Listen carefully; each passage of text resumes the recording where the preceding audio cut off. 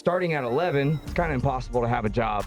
So how was that support system involved in your racing at that age? We've had a lot of influences, like having Vaughn in our back corner. My dad's been really, really good friends with him since I was super young. At the same time, we didn't want to just be like, hey, how do you do this? How do you do this? How do you do this? Like, we needed to be able to figure it out ourselves. I learned figure eights, like really the basics of drifting. I mean, bone stock E36. I was like, look, I could market the fact that I'm young. It was called Young and Drifting. And I was talking with Vaughn about it, and he was like, that's awesome. He was like, but... That expires at 18, bud. Exactly. That was exactly what he said. But then I thought about it, and I was like, no, you're... How the f did you end up in a Mustang with Vaughn then? They had an S197 Demo Car, but it got to the point where car doesn't have a cage. I was starting to pull a lot of strings because people were like, I really shouldn't be letting you drive without a cage, but because I know you can drive. And I'm like, I don't want people to be doing that. Like, I don't want to be the person that's like pulling the strings. Welcome back to the Circle of Drift podcast. Today we will have on Rhys Conklin. Not only is he an up-and-coming Pro-Am driver, but he's also doing all sorts of events like Hyperfest, Ford Fest, and you've probably seen him drive maybe a Fox Body or an S197 for Funhaver or RTR. His family grew up very close to Vaughn, as you'll find out in the episode, and he has quite the interesting come up. However, before we get into it, I have been mentioned to several times that at one point the Zeknova tire code was not working. I just want to let you guys know that something happened in the back end. It shut off for some reason. So it is working. It's been working for quite a while. Just circle the drift. It'll save you some at checkout. It just won't work on the Lands 8, the 420 tire, because those tires are sold at cost. That's all I wanted to mention. Without further ado, let's go ahead and get into the podcast. We are back at yet another Formula Drift, and this time we are in the brand new Stafford Motor Speedway, right? Is that how you say it? Yeah. Okay, cool. New track, new layout. Let me know in the comments what you guys think about it, but for now we have Rhys Conklin. How are we doing, man? Dude, amazing. Yeah, obviously new track. I'm super excited to see how people are driving it.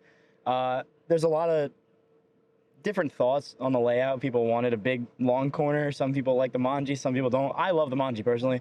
I've been simming since I was like 9 years old, so I feel like with sim you get the transition timing, and that really plays a factor in. That's gonna, if you can get your transition timing on this track well, that's gonna separate you from every other driver that can't, honestly. Especially with the smoke screen coming off that bank. You get washed out a little bit and chase, dude, you're screwed. yeah. If you're if you're out of the picture, you're done. You're not catching back up. But I don't know how fond of the Manji I am. I drove it I went over Sim HQ over here because they're right next to me, and drove it on their sim.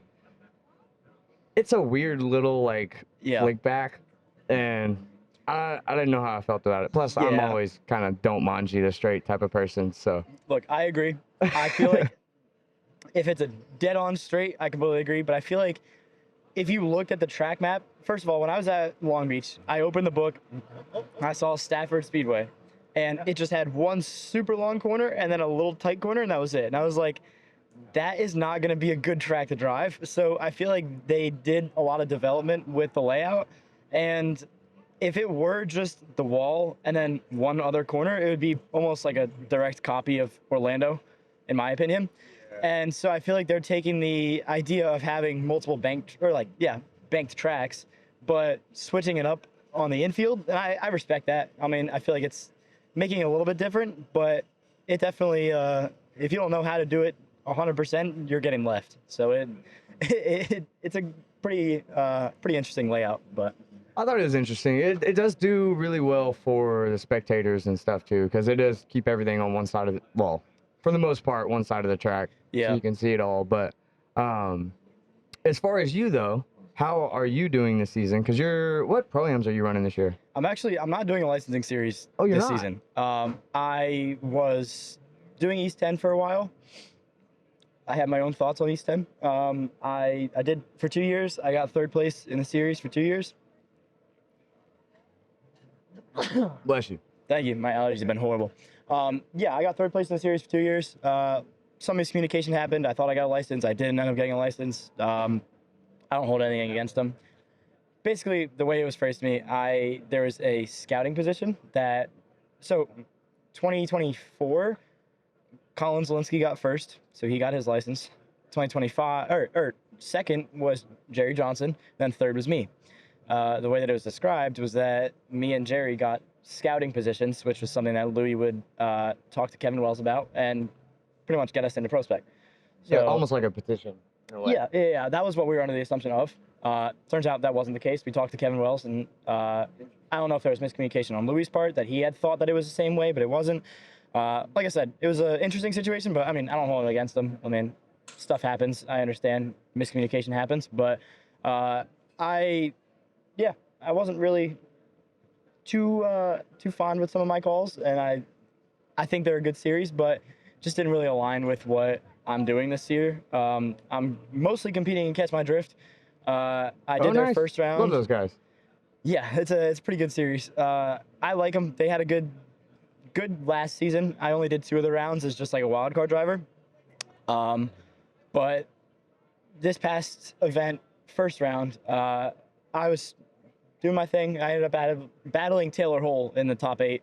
Got taken out by Taylor. So stuff happens, but people will think what they want to think. But nah, I mean, it was a good battle for sure. And I mean, he just did everything better. So I lost, and I'll take it 100%. I still placed 5th, so I'm not mad at it at all.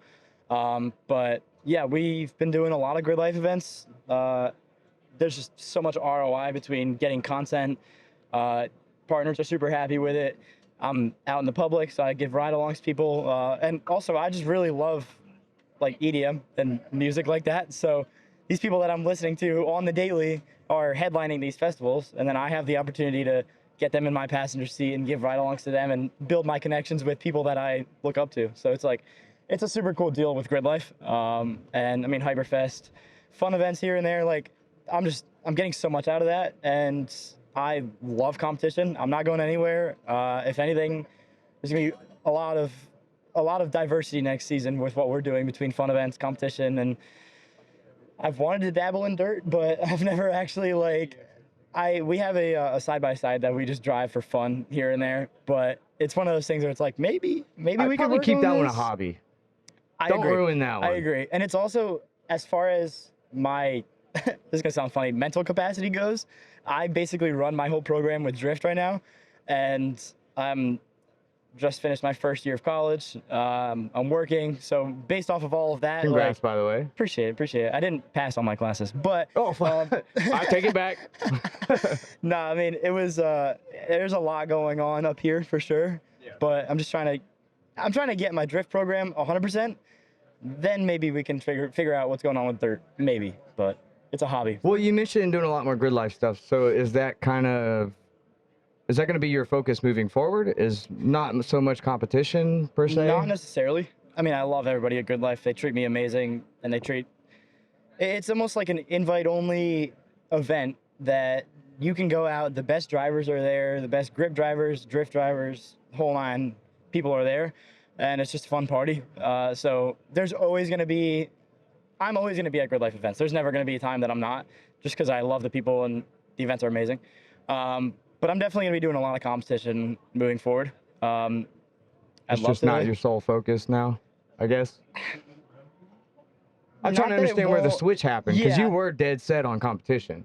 I was, and then it was kind of one of those things where I was talking with people, and they're like, we are getting way more return on the fun events than competitions. So because mentally I had a lot of stress on myself whenever I go to a competition. And I think now my focus has shifted between being so set on not trying to mess up than being like, I'm just going out here, I'm going to drive the best that I can, and I'm just going to go have fun, because ultimately that's when I drive the best. So kind of having that mentality is, I'm going to be doing a lot more competition stuff moving forward. I'm just going to be doing a lot more in general, I guess you could say. Yeah. But I can't say not too necessarily. much. But is it going to be pro-ams, though? Can you say that? I'm definitely going to be doing pro-ams. Okay, so the license is still going to happen. Okay. Maybe more. That's all I'm going to say. All right, so I like that. Yeah, I'm going to leave it there. You don't have to put too many hints out there. I get it. I'm definitely I'm pushing for it, for the petition at least. So I've done enough competition, and with EAST10, their series isn't starting until August. So I didn't want to put all my eggs in that basket. I've talked to a lot of partners, and the possibility of prospect happening seems like it'd be cool. Specifically, I mean, I've talked with Tire Agent, and they're one of my biggest partners. If we could try and make that petition work, I didn't petition before, so we're gonna shoot for it. But even if it doesn't work out, I still have that thing of I have a really good season planned, so I'm not gonna be putting all my focus into if this petition doesn't work out. I'm not gonna like keep drifting almost, you know what I mean? So yeah, no, I'm not trying to put all of the stress on that I'll make it in, but if I do, it's sick. If I don't, I'm still gonna make a killer season next year anyway. So I think that's the better way to approach it anyways. It puts Yeah. a little less pressure on, I guess, yourself in the competition form. yeah, But as far as the fun events like grid lives and stuff like that, you mentioned ROI. yes. So explain a little bit more what you mean by that, like the differences in ROI you're seeing, not just for you, but for your sponsors as well. Yeah. So I'd say personally, I think you're going out to Grid Life. You're going out to an event where there's so many pros out there in their seat time cars that are very similar to your car, like level of build wise. We're able to stack up with these guys, get killer laps on some amazing tracks. The media that comes out of those are very, very good. And also, partners are able to bring clients out to events like Grid Life and kind of sell it to their clients as like, hey, you can come and get a ride in the X sponsored drift car, and it's a return for them because their clients are super happy about that, and it's like a service that they can provide. And then I mean, you have people like Matt Marku, who works for Good Life, but I always hire him for media because that's my boy, but he also just gets really, really good media. So I can put that in sponsorship decks. I can put that on social media posts. I can recycle that content, and people are gonna be stoked on it. And also, it's just like, we always go to Grid Life events as a family. I mean, we go to pretty much every event as a family, but It's actually really cool. Dude, it's amazing. I'm so lucky to be having the support system I have, but it's like, that's my core unit, and that's the people that I'm closest with. So we go out there, we drive during the day, party at night, repeat for the second day. Like, it's a really, really cool dynamic, I'm gonna be honest. And everybody's winning. Like, What age did you start? 11? I started at 11. Okay, that's what I thought it was. So obviously back then there was no like real sponsorship stuff involved. So how did you learn? I was driving for fun for a while, from like 11 to probably 15 or 16, because I mean, we've had a lot of influences, like having Vaughn in our back corner. My dad's been really, really good friends with him since I was super young. So very lucky to have that influence on my side. That's like crazy to think about. Dude, it's amazing. Like, any questions we have, we could bounce off him, and then he would, I mean, he's had to go through this before, so he knows how to handle these situations. But at the same time, we didn't want to just be like, hey, how do you do this? How do you do this? How do you do this? Like, we needed to be able to figure it out ourselves. And we've never run a race team before. I mean, my dad did autocross stuff. He did some drag racing stuff a while ago before I was even a thought.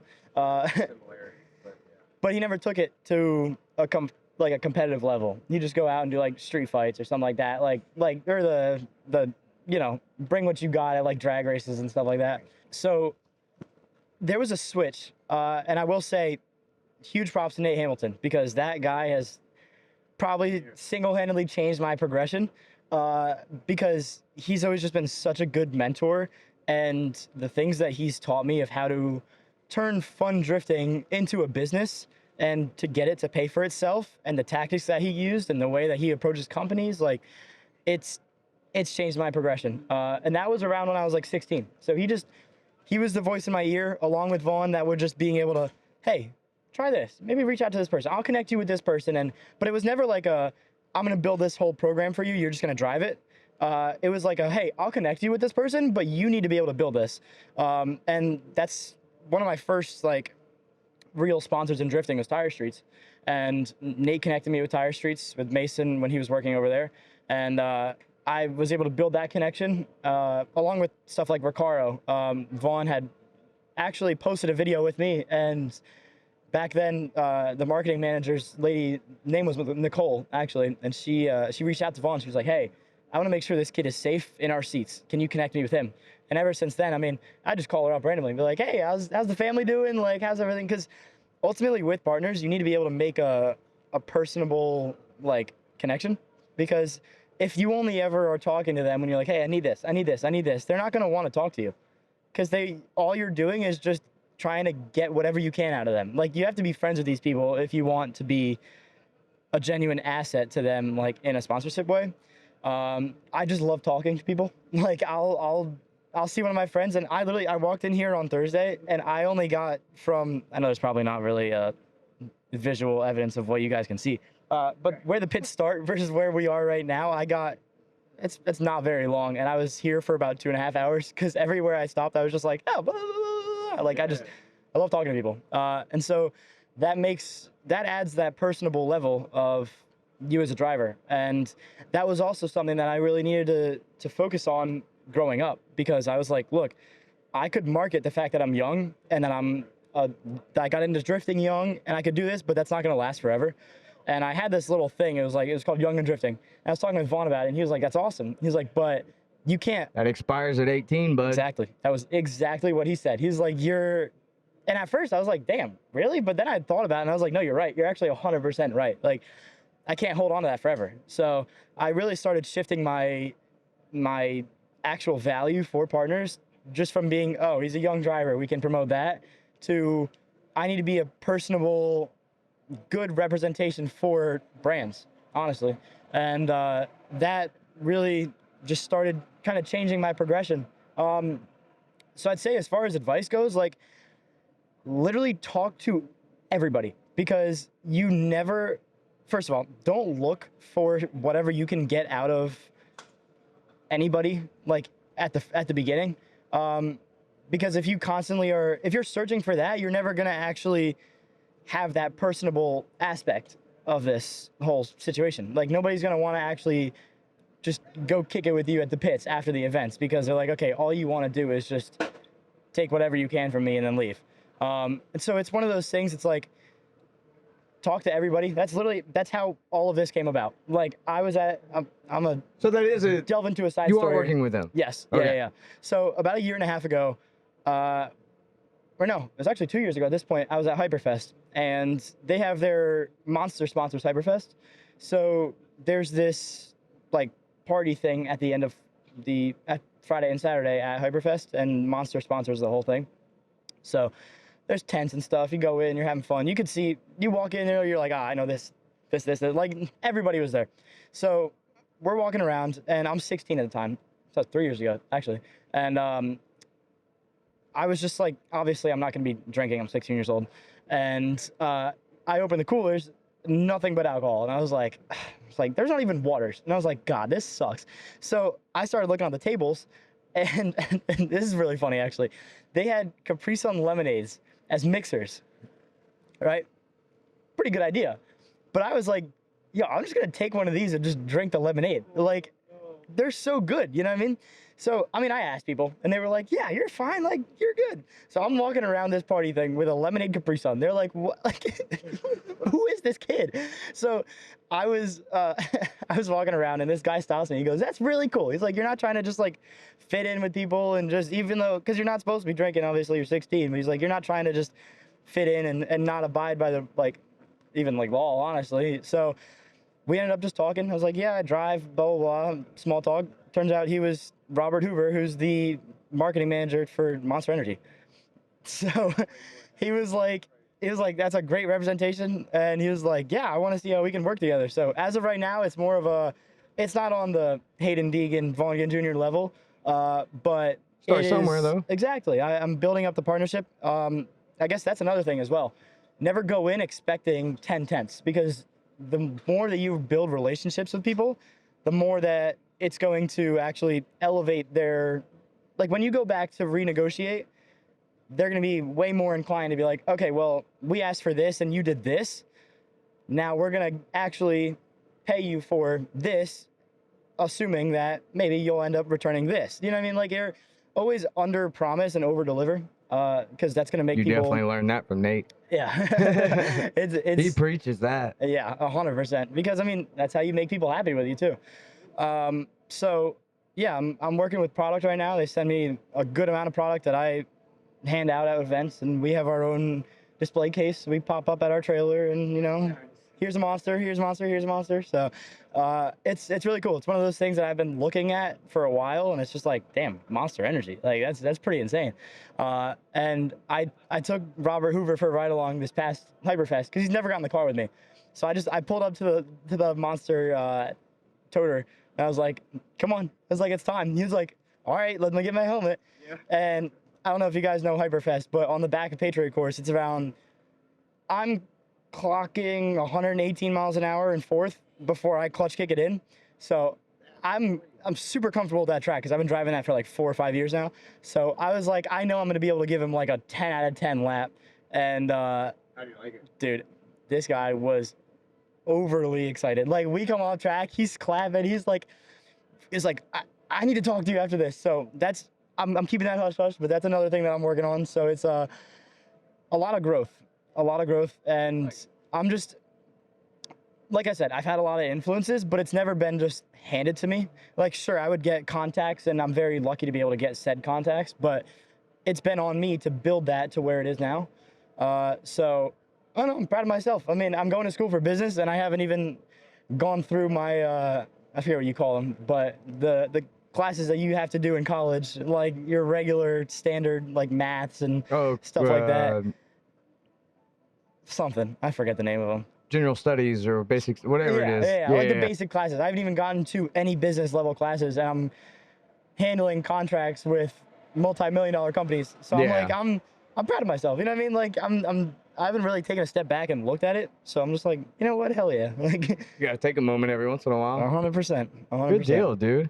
Picking the right tire for your car should never really be complicated. I know myself and plenty other drivers out there choose Sec Novas, not only for their consistencies, but their life and even grip. Because without proper tires, you get a less capable car, which in turn leads to less laps per dollar spent. And now you could buy the cheaper tires, but more than likely you won't be able to keep up. They're not going to last as long, and then you're going to end up wasting your hard-earned money for less laps and more time in the pits changing tires. So if you are considering trying out a more drift-specific tire, or maybe you just need to stock up on tires yourself, you can always use code Circle of Drift on Zach Nova's website. And without further ado, let's just get back into the podcast. Well, as far as how you came up into this, starting at 11, it's kind of impossible to have a job. So how was that support system involved in your racing at that age? Well, starting way far back, as I had mentioned, Vaughn has been in my corner for a while and good friends with my dad. And it was 2011. Yeah, 2011. I was 4 years old, and we went to East Coast Bash, and that was when everybody, like Chris, Dylan Hughes, Vaughn, everybody lived in Maryland, actually, which was pretty funny because I'm from Baltimore. So Dylan was working at MA, Chris's car and Vaughn's car were all built at MA. So it was like everybody was like in our 30-mile radius, essentially. So we shot up to Englishtown and went to East Coast Bash. I'll never forget this because this was like, I don't even know how I remember this, to be honest with you, because like from 4 years old, I do not remember anything else except for like one frame, which is what I'm about to say. That's all. Exactly. So after some hanging out, Vaughn was like, he had the Fox body out there, and he was like, you want to hop in? And I was like, I mean, I don't remember what I said because, I mean, I was a toddler. But long story short, I ended up in the passenger seat of the Fox body. Looking back, probably not the most bright idea. I was holding the helmet as much as I could. I was strapped in for sure, right? Like, I wasn't moving, but, I mean, that helmet, I was both hands, like, trying Just a bobblehead. I didn't know what to expect, man. I was moving all over the place. So we're on the Englishtown road course, and he does regular layout. I can't see anything, by the way. With the seating position, like, this door frame is right here. So yeah, I'm just you're looking at the sky. 100%. I'm looking up. And we get up on the wall at Englishtown, and all I remember seeing are the catch fences, and I'm like, oh my God, we're right there. Like, I have a frame in my head that I can just see right now of that catch fence with the door frame and everything. And since then, I was like, how is he getting, like, you can literally ask my dad. He was like, I've never seen you that excited. Like, I came out of the car, I was jumping, I was running around. I was like, that was the best thing I've ever done. I was 4 years old, so I haven't really done much. But I was like, that was amazing. And I don't know. Ever since then, it was always just, coincidentally, my dad started building his S13 when I was around 6. So So your dad was involved in cars himself? yeah. Like So- heavily. I know so you it's- said drag racing and some other yeah, stuff. it was pretty funny. but- So he had a C5Z06 that he autocrossed, and Vaughn was like, "That is the dumbest shit ever. Like, what are you doing?" And then he brought my dad out to drift events, and my dad was like, "That's the dumbest shit ever." So it's like they were always just messing with each other, and then Vaughn was like, "No, seriously, you should really get into this." So I mean, I think my dad picked a 240 for like it was a hatch, rust free for like $3,000, which nuts. I forget. I miss S13 prices, but that car was supposed to be an SR street car, full interior, and that turned into a 6-year project of literally tearing the entire car down, building it all back up. It's a full-blown race car, LS1 with like, it's right around 430 horsepower, so it's nothing crazy. Super good street car, but like has Rocket Bunny V1 on it, which it's like a time capsule almost, you know what I mean? It was perfect for that time period. It's E36 Techno Violet. So there's a lot of cool little thing about this. But he started building that car when I was around 6 years old. So we would always be going up to MA and AJF Racing where he had it built. And I would always be in the shop, late nights hanging out, have to go home because I had school the next morning, stuff like, it was just, I was always immersed in that scene. And I just wanted to do it. Like going to MA, and I have a picture I'll send you of like Dylan. He was actually pushing me around in like a cut 55-gallon drum, like it was like a little sled almost. Like you'll have to see it. It was very funny, but I've just been around that scene since I was super young. So influences like that, I was just like, I really want to do this. At 9 years old, I got an Xbox for my birthday. Same year that Forza Horizon 3 came out, I got a Logitech G920, and every single day after school, come home, my parents were like, "You have 2 hours on the Xbox." I'm like, "No, you don't understand. It's different." And they gave me some more time to drive, but I was literally just drifting every second I could. Now, granted, it was an arcade game, but I learned the basics of, you know, maintaining a drift, like doing donuts, manual even. So, meanwhile, we had an E36, a 4-door that my dad had as a family car. I mean, my parents put 90,000 miles on that thing. I used to go to daycare in that thing. Like, my parents drove this thing around, and we ended up selling it to one of my dad's employees. We have a detailing shop, and he was like, yeah, super stoked on it. He wants to build like a time attack car essentially, and he was about a year into it, and he's like, I want an M3. I was like, all right, fair. It was a 328, but I was like, hey, that's a nice car, but all right, fine. He wanted an Alpine white car, so I was like, all right, I don't blame you. But car came back up for sale for $4,000, and my dad told me about it, and I was like, wait a minute. I was like, I've been driving a lot. And It's he's the like, moment. you're out of your mind. I was like, listen. So I literally put an entire PowerPoint presentation together of what I could do if we ended up getting this E36 back and I was going to start drifting in it. Like, I was dedicated to this. And somehow, some way, I saved up all my birthday money from all the years before, and I put as much as I could into this. I think I had like $1,300 or $1,400 saved up, Yeah. and my parents covered the rest, and Did we you bought the car. I don't know where I heard this, but didn't you start like a lawn mowing business? Yes, or I some did shit for actually. that? I did. That's hilarious. That was part of the thing. My dad was like, if we're getting this car, you're gonna be paying us back for it. So he was like, you're gonna be mowing yards. Dude, I was like, I don't even care. I was like, if that means that I could get the car, then okay. Hell of a Like, trade. I was I'm like, in. Exactly. Now, looking back at it, those yards kind of sucked. Oh, I'm But, sure. it was the way we made it work. So we have our own shop, and I mean, we don't own the property. We have a landlord and multiple other shops on the property, but there's a back lot, and that's where the car stayed, was at our shop, because we weren't putting it on the road. I mean, so I learned manual at that parking lot. I learned left-hand donuts, right-hand donuts. Luckily, our landowner was very, very forgiving with tire marks on the pavement, but especially because it's tucked away. But I learned figure eights, like really the basics of drifting. I mean, bone stock E36, M52, like Probably the way to do it, yeah. that's the way that, in my opinion, everybody should do it. But Why do you believe that? you can drive a fast car way easier if you know how to drive a slow car. Like, if you start out at the hardest level, it makes it so much easier for you. Like, every upgrade you put into the car, you're like, okay, it's a tool that I can use. It's a tool that I can use. And it just gets easier and easier and easier. And if you ever get put back in a situation where you get into a slower car, you have all that seat time, you have that knowledge of like, okay, this is what I need to do to get this thing sideways in the zones, stuff like that. I don't know. I've always been a huge fan of it. My one friend actually tried to test me on that when I had the E36 like fully built. He's like, yeah, I have my stock two-door E36, hop in it. And, dude, I hopped in it.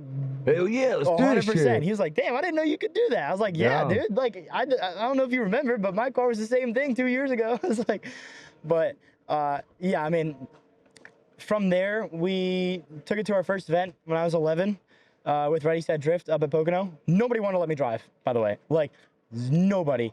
Ready, Set, Drift was the only organization that was like, I'll see what you got. Dude, I backed the car out of the trailer. First clinic, people were like, who in the hell is this kid? There were people that were like, I don't want him driving near my car because he's going to hit it. I'm like, you guys suck. Like, I was like, you guys don't even know.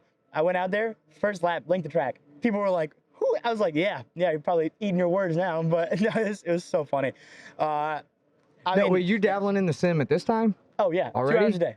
2 hours a day. Wow. I mean, like, You were seat time dedicated for real. every time that I'm home, I hold myself to 2 hours a day. Right now, this is my 7th event weekend in a row, so I haven't been on the sim, but. Wish I could find 2 hours a day. That's Dude, crazy. I know, it's been getting harder, but that's what I would hold myself to at the time when I had a lot of time. Since we're on the topic of progression, it's almost proven that a sim can drastically change and improve your driving. However, without the sim, your progression seems really slow. And for a comp driver, it could not only keep you from the license, but it could have you back each and every year blowing more and more money because your progression is so much slower than everyone else's. However, with a quality sim, you can set it up very similar to your car so that you can continue and progress even faster. So if you are considering a full rig, or maybe you just need some upgraded parts, considering checking out SimHQ, and make sure to use code Circle Drift. It not only helps the podcast, but it'll also save you a little bit at checkout. Without further ado, let's go ahead and get back into the podcast. And I mean, yeah, dude, I was just getting better I think we put extended tie rods on the car, so I had like an extra 10 degrees of angle.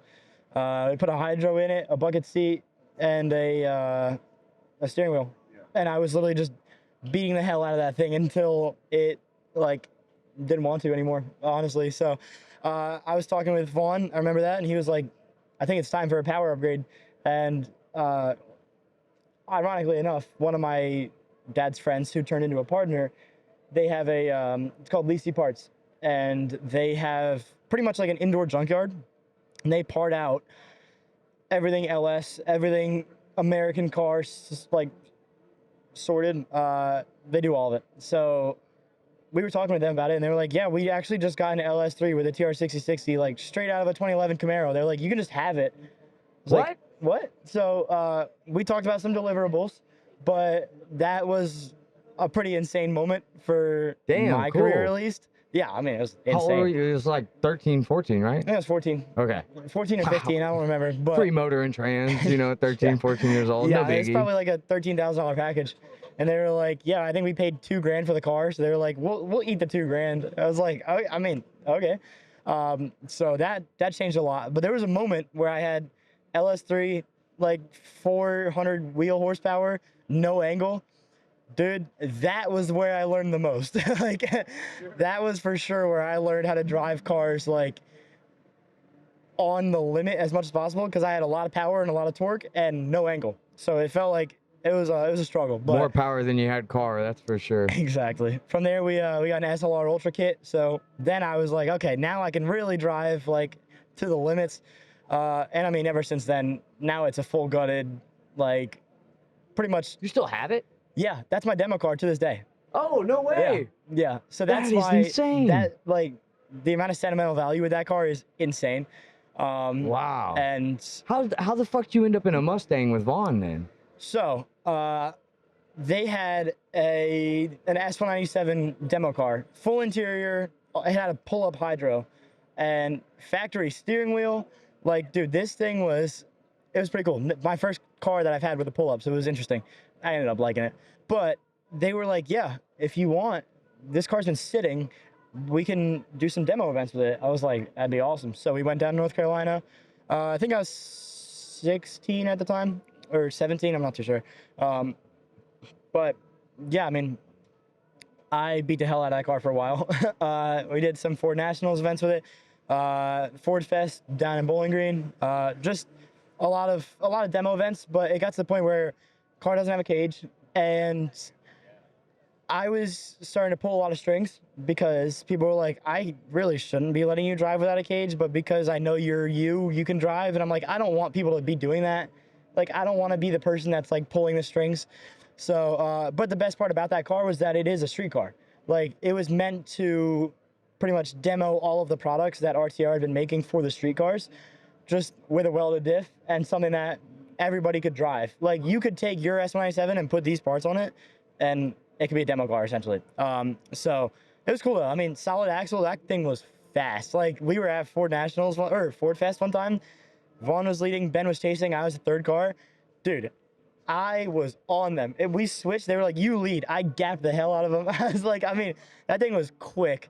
But main seal really started to go bad. And at this point, it needs a motor, which sucks. But also, there isn't too much ROI with that specific chassis right now, just because there's so much more focus that RTR is putting into the 550 and 650 chassis.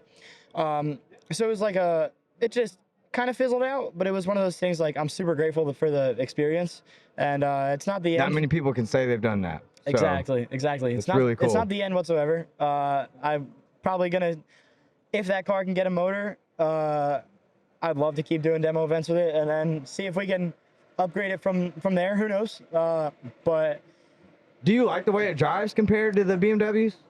it's so different. I don't know if I like it more or if I like it less. It's just different. I actually, once I had the car in my possession, it wasn't ever my car specifically, but we had it up at our shop.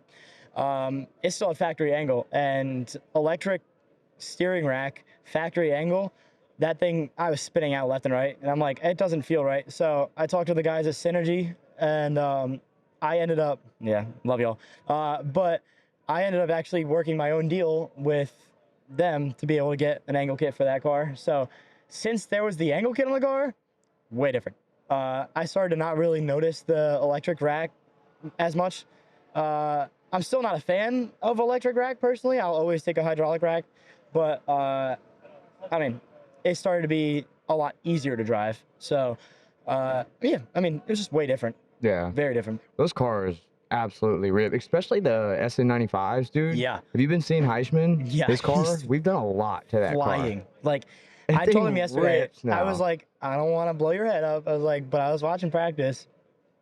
I think you looked the best out of the prospect field. I was like, keep that going. Which, no, that was Thursday. So I don't know if that messed him up for hitting the wall in top 16, but I hope it didn't, because I'm gonna feel really bad if it did.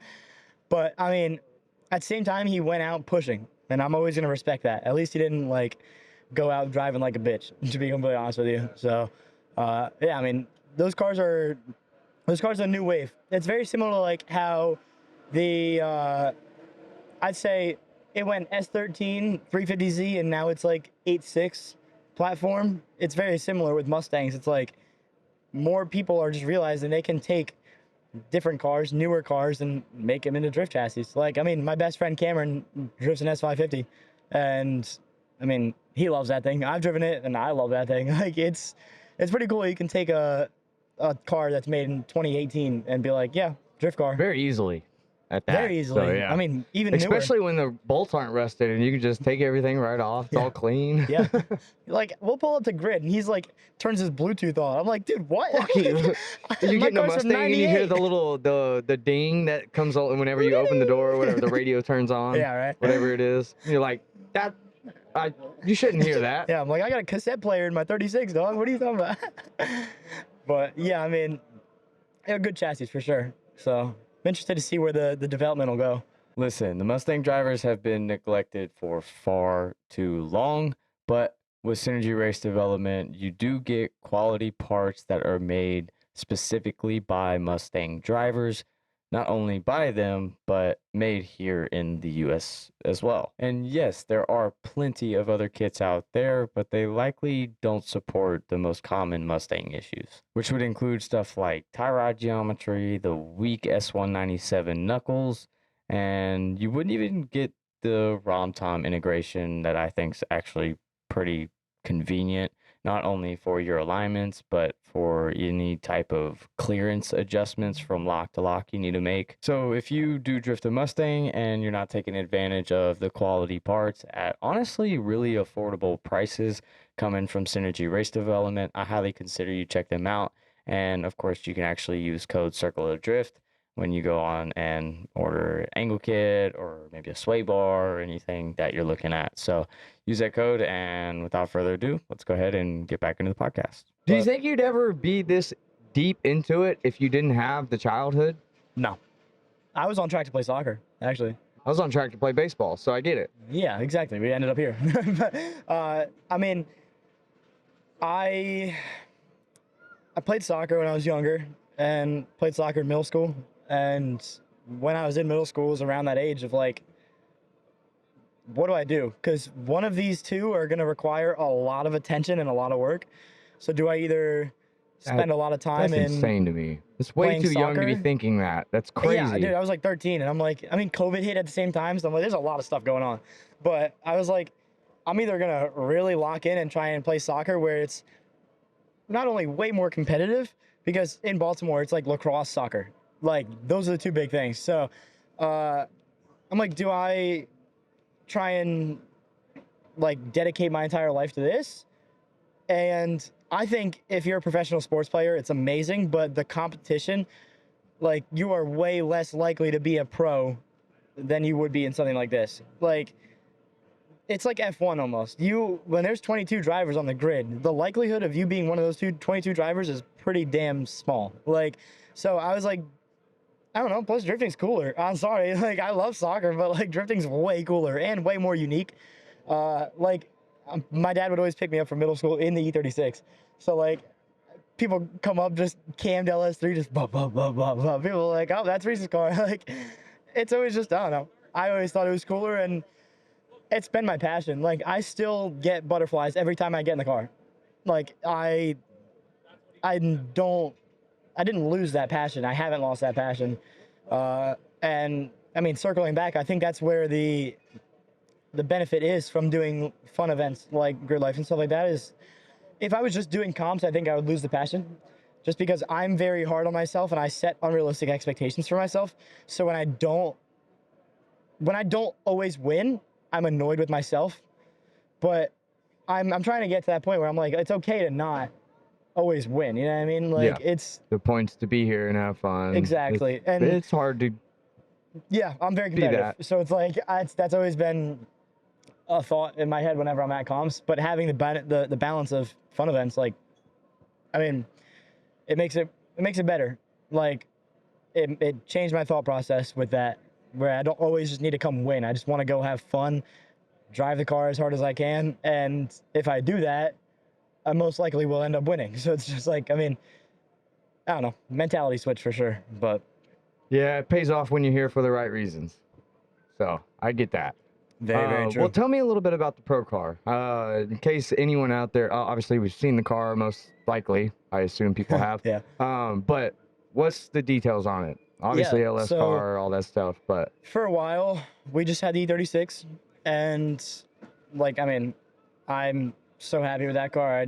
I was at the point where, I mean, as you know how much sentimental value I have in that thing, I was like, do we cut the entire thing up and tube it, and like tube the front and rear and make this a pro car and risk my literal childhood family car getting wadded up into a wall? Or we were at a position with sponsors coming in, with our business doing super well, and my dad was like, look, if anything, we're in the position to build something, we should do it now. So we went to MA, and MA's 20 minutes for me, so that's my home shop, love those guys. But we went there and we were like, look, we want to build an E36 two-door. Brian from MA had a shell sitting out back, so we were like, screw it, there's a silver car, let's build it into a pro car. The thing with that, we priced it out to be like 110 grand, which is just nuts. And also the time that it was going to take, it wouldn't have been done till last November. If we started in, because this was in the beginning of 2025. So we were like, that's going to be I'm going to have to compete this year in the E36 anyway. We're just trying to figure out how it's going to make the most sense. So as we're, looking, we already bought a cage for the car. Like, we were ready to start building this thing. And Kylie sends me a listing on Facebook Marketplace. And I was like, dog, what is this? It says E46 Pro Car. And I was like, dog, why am I looking at this on Facebook Marketplace? Like, why is a Pro Car listed on Facebook Marketplace? Turns out it was, I'm not too sure if you're familiar, it was Dan Malvasio's Pro Spec car.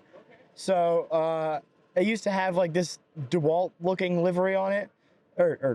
Yeah, paint job actually, which I later found out he spray painted. But so we were like, this thing looks interesting. Like, I'm curious to see because I mean the price that it was listed at was pretty damn good. So I was like, I just want to check it out. It was in PA, so I was like, it's a 2-hour drive. Like, let's see. Yo, we pull up. Dog box car, quick change. No Pro way. Charged LS2, ethanol. It's literally a pro car. Like, dude. A lot of people say that on their ads, and it's like, it's just got a cage, and that's about it. Well, he competed in Pro Spec for 2 years with the car. Yeah. But I didn't know how really competitive. I mean, you don't have to have those things to be competing in Pro Spec. So I was like, we're looking at this thing, and I'm like, dude, this is actually a pretty good deal. Like, this is the cars. I mean, he did everything himself with a couple of his friends, like in a shed in PA. And the cuts were really good. The welds were super solid. The wiring was pretty damn good for somebody that, I mean, did it by himself. Like, it was a pretty full package car. And the things that we were looking for were, you could literally drive this tomorrow if I wanted to. Like, the time of the time frame was one of the biggest factors. So we went up, looked at it, negotiated a little bit, and I mean, I don't really care. I'll put it out there. We got the car for 44 grand. No way. How much did that take off the total? Because you were expecting what, 110? You said 120? We were expecting 110 for brand new parts plus labor and everything. Yeah. And he had the car listed for 50. So we got the car for 44 grand, which was just insane. And then what all costs had to come after that? Minimal. Really nothing. I mean, I was say. like, I hated the yellow. I absolutely hated the yellow. So we have a family friend who owns a paint shop, and he was like, yeah, we can bring the car in, we can spray it all black, but it's gonna be a lot of money. And we're like, okay. He was like, if you can get it prepped, if you do the prep yourself, we'll spray it. So my dad was like, figure it out. So did me and a couple of friends spent like 2 weeks after school and everything, like rough, going to isn't the shop, sanding. Dude, my hands hurt so bad. I was covered in yellow. Like, I'm in the middle of it right now with this fuck ass body kit I got. dude, it was a pain in the ass. But we got the car to literally bare metal. And oh, better yet, Damn. sorry. The car was purple before. He had it purple his Just first went season. right over it. Right over it. No, so it was no. metal. The car factory blue. So there's metal, blue, 2 coats of purple, 2 coats of yellow. I was like, dude, you're killing me. So I mean, yeah, I had a good bonding experience with some of my friends, and we're just painfully sanding this car together. But yeah, I mean, we got the car down bare metal, painted it black, and I mean, the car looked so good all black. But I posted a test video a couple weeks ago. It's had like almost 300,000 views of literally just going around our parking lot when the car's all black. And I'm like, it was right before we did our livery. I was super excited for a livery. I'm like, but why does everybody just like the most basic stuff? Like, it was funny. But I mean, that car has changed me as a driver for sure. The big thing that I will say, because after we saw the listing, I went back and I did a deep dive on every single battle this guy had, every single like time that this car was on track. Because I was like, I want to see how this thing is going to drive. And I don't know if there was a skill gap. I'm not too sure, but it didn't look like it was too planted. Like it didn't look like it wanted to really drift. But all the parts were there. So I was like, I'm confused. So I was like, this can all be changed in setup. Turns out the setup didn't need to be changed. I think it was just it was a difference in driver. I mean, I have never driven something that pulls that much G-forces mid-corner. Like, it feels like when I let off the gas, it feels like there's an engine brake on the thing. Like, it will literally just, like, it's insane. But it makes it so much easier to drive with the gas because I can enter on someone, and I know as soon as I let off for a transition, like, my timing has gotten so much better where I know as soon as I let off what the car's gonna do.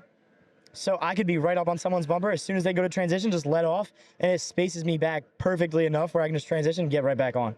So it's like, the car's really well set up. And honestly, we have not changed much. What part of the setup do you think helps that the most? I wish I could tell you. I have no idea. I'm not too good with suspension setup, to be completely honest with you. I'm not It's never either, been my trust strong me, suit. yeah. My suspension setup is set up for fitment. Yeah, I'm not as much so that, but Cameron is definitely my suspension guy. He knows. I mean, he's my crew chief, so we'll come in and he's like, "Hey, I'm changing something." I'm like, "Okay, cool. I'll feel it on my next lap." I'm very like, I'll adapt. Need to know basis type deal. But I'm also like, if you're gonna be changing something, let me figure it out on just when I'm driving it. Like, tell me what it's gonna feel like, but don't psych me out about it. Because I get in my head a lot. So I'm like, I don't want to have anything that's going to get me in my head. You know, if you're like, hey, the car's going to drive completely different, I'd rather just be like, if you know it's going to help me, I'm just going to drive it. And I'll be like, come on, comms after that lap and be like, oh, wow, that was a lot better than what it was before. Like, I'd much rather have that than be like, hey, we're changing blah, blah, blah, blah, blah. I'm like, I don't want to think about that. Like, just let me drive. So, yeah, I don't really know what the setup is on that thing. But so you haven't changed anything? Like, no, you haven't changed the diff in the rear or like the harness, like you said, that was kind of homemade? Yeah, I mean, as far as wiring goes, we patched some stuff up, but it's on a link, so everything was. What link is it? I think it's a Voodoo something. I don't know. I'm sponsored by Holly, so I don't know. We like Link over here, baby. The only reason it's on Link is because it was an FD car. But right. Do you like it though? Yeah, I've never had any issues. The software is very easy to like navigate around. So I mean, I don't know how to tune. I don't do any of that. But when I have my tuner plug into it, he's like, "Yeah, this is easy to work with." So heat maps and stuff. I'm like, I have no idea what you're looking at, but if you do, that's cool. Just do what you need to do. Jay or Forrest, take this. Yeah, just take this from me. I don't know. Yeah, but I mean, the car just works. Knock on wood. Like we've put my own livery on it. Changed the suspension stuff here and there, like a couple clicks here, a little bit more toe out, toe in, like minimal stuff, but it's all FDF in the front. I mean, yeah, for the price and for the benefit of being able to literally test the car 3 weeks after we got it was just such a good like benefit because I competed in that car this past season. I competing in it this season, and I'm also not. I'm not as much attached to it. Like, You didn't build it. I didn't build it. Yeah. And don't get me wrong, it's an amazing car, but if I pile it up into a wall, I'm like, we can fix it, but I'm obviously gonna be devastated, but it doesn't have the sentimental value of like the E36, where if I were to pile that thing up, I'm like, I can't fix this as well. Like, cause I mean, that car is still straight frame rails, everything. Like, the 46 is fully tubed front, rear. Like, I'm not as sentimentally attached to it, honestly. So it makes it a lot easier for a car that I can just throw around, and it makes me drive better, honestly, because I know I can do it. I have a problem with getting too attached to them. Yeah, and I mean, even like Vaughn has his S13, like the blue car with the red accents. That's his baby. That was the first car he did like everything in. And that thing's sitting up on a shelf in RTR, like, beautiful car, and I'm just like, that's what I want my E36 to be. Like, it's like an heirloom essentially. Like, with how much sentimental value, I don't want to mess it up. But is there any other chassis that interests you? I would die to have, sorry, not the right words. I would kill to have a, okay, the motor could be subjective, but specifically, fuck. Who is it? there's a guy that has this car. He competed in Taguchi, Kazuya Taguchi Oh, has okay, yeah. in Japan, he has an LSX HGK A90 Supra. And that thing is like, if I had a dream build, it's a Eurofighter with, I mean, probably a 2J, to be honest with you. I'm killing to drive a JZ car because literally all I have are LS cars. But Wait, have you at all? I've driven a couple okay, JZ okay. cars, love them, and it's gotten me hooked. But specifically, Jimmy let me drive his right-hand drive E36 with the 1.5J. Oh my God, there's something about it, dude. It's so good. But if I had the opportunity to just ball out and build a crazy car, it'd be a full HGK Supra. Like, there's something about, might be a hot take. I think the A90 It's such a specific choice. So yeah. I think the A90 is a way better chassis than the A80. Y'all can flame me for that if you want. Why? I think it looks way better, and I think it's a lot snappier. And Isn't the wheelbase shorter? yes. Okay, like, yeah, that makes sense. But also just based off looks, honestly. Like, if you put an A80 and an A90 right next to each other in front of me, I'm taking the A90 all day. Like, I don't know. I'm probably going to get hate for that, but I don't really care. Those cars are awesome, dude. Like, especially with the fact for a street car, like, more specifically, Adam's white car, the Supra, that he had the sequential in, or the DCT with, they put the clutch pedal. Like, dude, bolt-ons, you're at like probably like 700 horsepower on the B58. Like, it's a good motor. But I don't know. I like those cars a lot. That'd be sick. But who knows? Maybe. Maybe one day. Maybe one day. See what sponsors come along. Maybe one day. But I'm always a BMW kid. That's awesome, dude. But, well, as far as this season, is there anything that you want to mention for people for them to come out, see you, or maybe get a ride along, anything like that? I think my next event is going to be, we're doing the select driving 4th of July event at AMP. I've never driven AMP. I started working with Drift HQ after they finished doing their 4th of July events at AMP. So I never got to experience it, but I'm excited for it. It seems like a killer track. We're doing that, and then we're doing Grid Life at Watkins Glen, LS Fest down in Bowling Green, and then at that point we shoot out west for SEMA. So I'll be doing the Optima Unleashed with Optima batteries, obviously. I did it last year. Amazing time.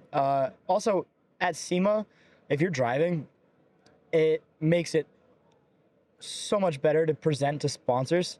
Like, let's say you go into some hall, and you're like trying to sell this partner on you, and they're like, okay, well, cool. Like, how can we see what you're really doing? I'm like, oh, I have a session at 12:15. Like, they're like, oh shit. 100 feet outside, like, yeah. Yeah, like, it adds so much legitimacy.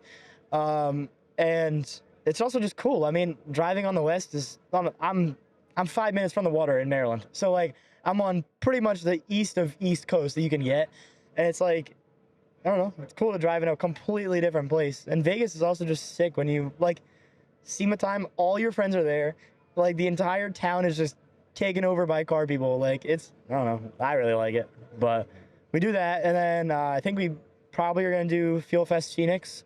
It's first weekend of December with the XComp guys. So, yeah, I think that's our season so far. But, I mean, yeah, Might throw a few extra in there or dude, whatever. maybe. You know? I just need to sleep. Like, I haven't had a break for, like, yeah, I think this is my 7th weekend in a row. So it's just like, I can't wait next weekend, dude. I'm sleeping until like 1 on Saturday. It's going to be great. It's going to be so great. Dude, when we got here Thursday, we came and set up, and then we left, and I went to the hotel, and we took a nap for like 4 hours. Yeah. We were on like 3 hours of sleep both nights the night before. Yeah. Yeah, and dude, it gets rough. I wake up late, always. But for some reason this weekend, I've been waking up at like 9:30. And for regular admission, they don't let people come in till 1. So I'm like, now I'm sitting in the RV from 9:30 to 1. I'm like, okay, well, I'm just sitting outside of an FD event. Like, I want to go in and hang out with my friends, but now I can't. Like, Well, you got in early today. You're good. I did, thanks to Dawson here. But All for you guys, actually. So, yes, yeah. actually, it was because of this. Yeah. Shout out to FD. You guys rock, helping us out there. Appreciate it. But yeah, so I guess if you want to shout any sponsors out or anything like that, Yeah. feel free. Say Base One's Conklin Racing, dude. Our family is our team. Like, we do everything. self-titled. Immaculate Detailing. Also, that's our detail shop. That's the back side of Conklin Racing of a lot of the funds. But I mean, dude, the list goes on. I got a tire agent, Optima Batteries, XComp, Monster. There's a lot. I know I didn't name a good amount of them, but off the top of my head, I'm super clouded right now. But I mean, you guys know who you are. Look on the side of my car and you'll see everyone. And I don't charity case. So if they're on the side of my car, they have helped me out dramatically. So yeah, huge thank you to everybody that's got me here. And we're just getting started. This is my 8th year drifting. And I'm like, dude, I'm in it for the long run. Like, I'm only 19. I have a lot of time in front of me. So You got a lot of life left ahead of you. Jeez. Yeah, there's a lot of things that I still have to learn, but still, I have done a lot, and I'm just getting started, dude. Well, I'm sure we'll catch back up with you in the future. I know this was kind of a short one. We've been trying to do this podcast for years now, probably actually. 2 years. Like it's we had to get it done. I got a bunch of other ones scheduled for the day. So if we did, I know we missed plenty of stuff that we could have talked about. So let me know if you guys want to see another one from him. And yeah, man, I guess go enjoy the rest of the day. Yeah, dude. Thank you for having me. Have fun at FD doing literally nothing. I would love to do that right now. Yeah, dude. I'm like carefree. I don't have a car here. Like, I don't have anything to maintain. I can just go hang out. Freedom. Freedom. Sick, dude. Freedom. It's good seeing you, Yes, and I appreciate you taking you. the time. Yeah, of course. Thanks for having me.